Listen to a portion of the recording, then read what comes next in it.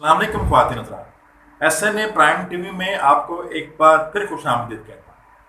خواتین حضرات، آج ہم ذکر کریں گے طریق خلافت کا۔ 1919 جب بر صغیر کے مسلمان اپنے خلافت کے نظام کو بچانے کے لیے، جو کہ سلطنت عثمانیہ یعنی آٹومن امپائر میں جاری تھا، اپنے خلیفہ کو بچانے کے لیے جو کہ سلطنت عثمانیہ میں جاری تھا، ان تمام مقدس مقامات کو بچانے کے لیے جب اکٹھے ہوئے اور کاوشیں کیں، تو تاریخ دانوں نے مسلمانوں کی ان کاوشوں کو طریق خلافت کا نام دیا۔ خواتین و حضرات، طریق خلافت کے اوپر ہم دو گروپس دیکھتے ہیں۔ ایک تاریخ دان یہ کہتے ہیں کہ طریق خلافت نے بر صغیر کی سیاست پر بہت گہرے نقوش چھوڑے، اور دوسری طرف تاریخی مورخین یہ کہتے ہیں کہ بر صغیر کی سیاسی منظر نامے پر طریق خلافت بہت بری طرح ناکام ہوئی۔ خواتین و حضرات، آج ہم دیکھتے ہیں کہ جانتے ہیں اور پرکھتے ہیں کہ طریق خلافت کس طرح بنی اور کس طرح ختم ہو گئی۔ پہلی جنگ عظیم 1914 میں شروع ہوئی، اور allied powers Britain, France, Italy, Japan, Soviet Union اور امریکہ، ان کے خلاف جو فورسز لڑ رہی تھیں، سینٹرل پاورز کہا گیا، جس میں جرمنی، آسٹریا ہنگری اور آٹومن امپائر تھی۔ جنگ کے اختتام پر یہ طے پایا کہ Ottoman Empire would be dismantled as well، کیونکہ allied powers were victorious۔ تو اس نظام کو بچانے کے لیے بر صغیر کے مسلمان اکٹھے ہوئے۔ مسلمانوں کے لیڈرز، اگر ان میں سے کچھ کا نام میں لوں تو مولانا محمد علی جوہر، مولانا شوکت علی، مولانا ابوالکلام آزاد، مولانا محمد الباری، مولانا محمود الحسن اسیری، جن کو شیخ الہند بھی کہا گیا، یہ تمام وہ لیڈرز تھے جو کہ اس تحریک میں کار فرما تھے۔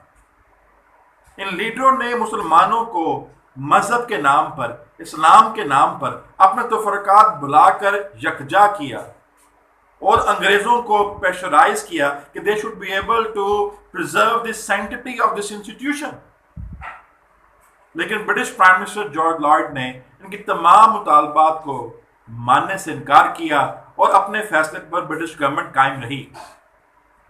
طریق خلافت کا خاتمہ ہمیں نظر آتا ہے کہ مصطفیٰ کمال پاشا نے خود کیا۔ مصطفیٰ کمال پاشا نے تمام طریق ترکی کے اندر جو قوتیں بڑھ چکی تھیں ان کو یکجا کیا، اور ترکی کی سالمیت کو بچانے کے لیے علاقے پر اپنا اقتدار اعلیٰ مسلط کیا، جو ٹریٹی آف لوزان کے ذریعے برٹش گورنمنٹ نے اس کو لیجیٹیمیسی دے دی۔ یوں خلافت کا نظام ہمیشہ ہمیشہ کے لیے خود ترکی نے ختم کر دیا۔ مسلمانوں کے مقدس مقامات عربوں کے حوالے کر دیے گئے، اور برصغیر میں طریق خلافت کا اختتام گاندھی نے دو واقعات کی بنیاد پر کر دیا۔ پہلا واقعہ جسے موپلا اپرائزنگ کہتے ہیں، اور دوسرا واقعہ چورا چوری، جو کہ 1922 میں رونما ہوا، اس کے نتیجے میں جو ہے گاندھی نے طریق خلافت کا خاتمہ کر دیا۔ خواتین حضرات، طریق خلافت کے اندر ہمیں بے شمار سب طریقیں یعنی سب موومنٹ جو ہیں وہ منظر عام پر آئیں۔ ریشمی رومال تحریک، سول ڈس اوبیڈینس موومنٹ، دی نان کارپوریشن موومنٹ، ہجرت موومنٹ، اور اس کے علاوہ بے شمار چھوٹی طریقیں جو طریق خلافت کا حصہ بنی۔ لیکن تمام طریقوں نے مثبت اور منفی دونوں پہلو اجاگر کیے۔ جیسا کہ میں نے پہلے عرض کیا، بتایا آپ کو کہ طریق خلافت مسلمانوں کو مذہبی طور پر اکٹھا کرنے میں کامیاب ہوئی، ہندوؤں اور مسلمانوں کے درمیان اتحاد کی فضا کو آگے لے جانے میں کامیاب ہوئی، مسلمانوں کو متبادل لیڈرشپ دینے میں کامیاب ہوئی، علی برادران کی صورت میں ہمیں نئی قیادت ملی، اور مسلمان جو تھے وہ بر صغیر کے اندر انگریزوں کے اوپر ان کو کافی پریشرائز کرنے میں کامیاب ہوئے۔ اگر ان کے نیگیٹو فیچرز کا جائزہ لیا جائے تو پتہ یہ لگتا ہے کہ مسلمانوں نے بہت کچھ گوا دیا۔